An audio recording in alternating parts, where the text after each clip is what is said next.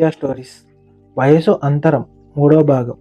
గత ఎపిసోడ్లో అర్ధరాత్రి వేళ ఆద్య ఆస్తి పత్రాలపై సంతకాలు చేయించుకోవడానికి వచ్చిన రామారావు కామాక్షిల కుట్రను విక్రమ్ తిప్పికొడతాడు. మరుసటి రోజు ఉదయమే వారిద్దరూ ఆ ఊరిని వదిలి సిటీలోని విక్రమ్ విల్లాకు చేరుకుంటారు. కానీ తీరా ఇంటి లోపలికి అడుగుపెట్టగానే హాల్లో వారి కోసం విక్రమ్ బిజినెస్ పార్ట్నర్ శైలజ ఎదురు చూస్తూ ఉంటుంది. విక్రమ్ వెళ్ళి వార్త విని హేళనగా మాట్లాడుతున్న శైలజను చూసి ఆద్య ఆందోళనకు గురవుతుంది. హాల్లో కూర్చున్న ఆ యువతను చూడగానే విక్రమ్ ముఖం రాయిలా మారింది. ఆమె పేరు శైలజ, విక్రమ్ బిజినెస్ పార్ట్నర్. అలాగే అతడి భూతకాలానికి సంబంధించిన ఒక చేదు నిజం. శైలజ సోఫాలోంచి లేచి ఆద్య వైపు విచిత్రమైన చూపులు చూస్తూ నడిచి వచ్చింది. ఇదేనా నువ్వు హడావిడిగా పెళ్లి చేసుకున్న 18 ఏళ్ల పిల్ల? విక్రమ్, నీ తెలివికి నవ్వాలో ఏడవాలో అర్థం కావడం లేదు. ఒక చిన్న పిల్ల కోసం నీ జీవితాన్ని, నీ బిజినెస్ పొజిషన్ని రిస్క్లో పెడేసావా అని వ్యంగ్యంగా నవ్వింది. ఆద్య శైలజ మాటలకు భయపడి విక్రమ్ వెనుక దాక్కుంది. విక్రమ్ శైలజ వైపు తీవ్రంగా చూస్తూ, శైలజ, నా వ్యక్తిగత జీవితం గురించి మాట్లాడే హక్కు నీకు లేదు. నువ్వు ఆఫీస్ విషయాల కోసం వచ్చావనుకుంటున్నాను. ఆఫీస్లోనే మాట్లాడుకుందాం, ఇది నా ఇల్లు అని చాలా గంభీరంగా కట్ చేసి చెప్పేశాడు. శైలజ, నువ్వు ముఖం ఒక్కసారిగా మాడిపోయింది. ఓకే విక్రమ్, నీకింత పొగరు మంచిది కాదు. రేపు ఆఫీస్లో బోర్డు మీటింగ్ ఉంది. నీ పెళ్లి వార్తలా షేర్లు పడిపోకుండా చూసుకో అని ఆద్యను హేళనగా చూస్తూ అక్కడి నుండి వెళ్ళిపోయింది. శైలజ వెళ్ళిపోగానే గదిలో మళ్ళీ నిశ్శబ్దం ఆవరించింది. ఆద్య మనసులో రకరకాల అనుమానాలు మొదలయ్యాయి. ఈమె ఎవరు? విక్రమ్ని అంత హక్కుగా ఎలా ప్రశ్నిస్తోంది? విక్రమ్ ఆద్య వైపు తిరిగి, ఆమె మాటలు పట్టించుకోకు, నీ రూమ్ పైన ఉంది, వెళ్ళి రెస్ట్ తీసుకో, నేను ఆఫీస్కి వెళ్తున్నాను అని లగేజ్ పైన ఉంచి తన ఆఫీస్కి బయలుదేరాడు. ఆద్య ఆ పెద్ద ఇంట్లో ఒంటరిగా మిగిలిపోయింది. విశాలమైన ఆ విల్లా ఆమెకు ఒక బంగారు పంజరంలా అనిపించింది. పైన ఉన్న గదిలోకి వెళ్ళి తలుపు వేసుకుంది. గది చాలా అందంగా అలంకరించి ఉంది. కానీ ఆమె మనసులో మాత్రం విక్రమ్ గురించి, శైలజ గురించి ఆలోచనలు సుడిగుండంలా తిరుగుతున్నాయి. సాయంత్రం 7 గంటలైంది. వర్షం పడటం ప్రారంభమైంది.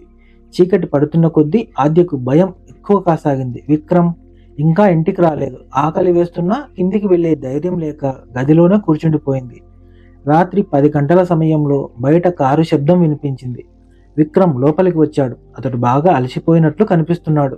నేరుగా ఆద్య ఉన్న గది తలుపు తట్టాడు.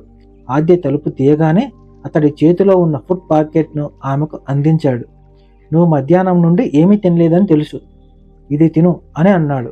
ఆద్య ఆశ్చర్యపోయింది. తాను తిన్నదో లేదో కూడా అతడు గుర్తు పెట్టుకున్నాడా? మీరు తిన్నారా అని అడిగింది ఆద్య. విక్రమ్ ఏమీ మాట్లాడకుండా తన గదిలోకి వెళ్ళిపోయాడు.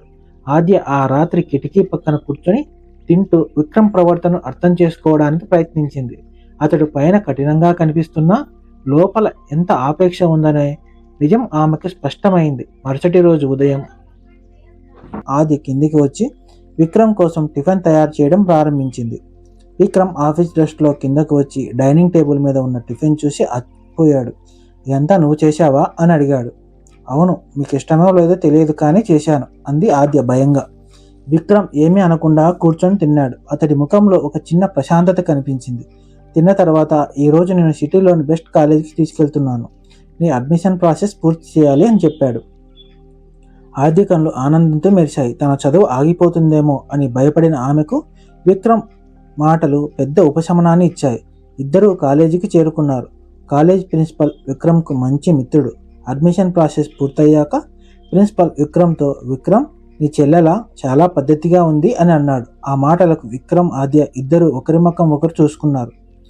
విక్రమ్ గంభీరంగా, ఆమె నా భార్య అని చెప్పాడు.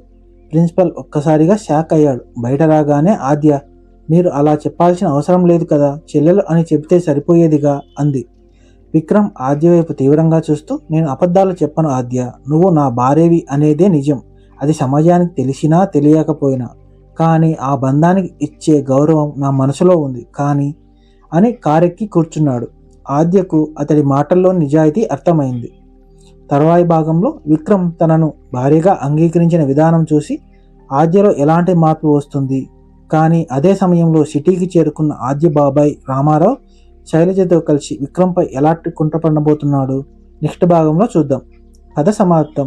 కథ నచ్చితే లైక్ చేయండి, షేర్ చేయండి, సబ్స్క్రైబ్ చేయండి.